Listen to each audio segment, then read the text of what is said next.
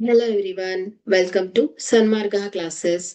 ಬಹುಪದೋಕ್ತಿಗಳು ಅಧ್ಯಾಯದ 57ನೇ ಪ್ರಶ್ನೆಯನ್ನ ಗಮನಿಸಿ. ಒಂದು ಆಯತಾಕಾರದ ಕಪ್ಪು ಹಲಗೆಯ ಉದ್ದ ಮತ್ತು ಅಗಲಗಳು ಕ್ರಮವಾಗಿ x+12 ಮತ್ತು x-7 ಆದರೆ ಅದರ ವಿಸ್ತೀರ್ಣವನ್ನ ಕಂಡುಹಿಡಿಯಿರಿ.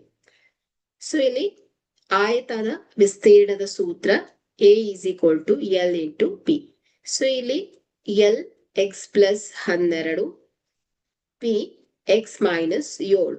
ಸೊ ಇವುಗಳನ್ನ ಗುಣಿಸಿದಾಗ so x × x x² plus 12x minus 7x minus 12 84.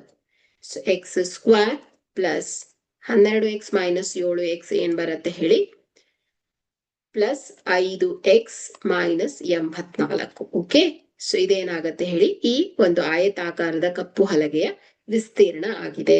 Thank you.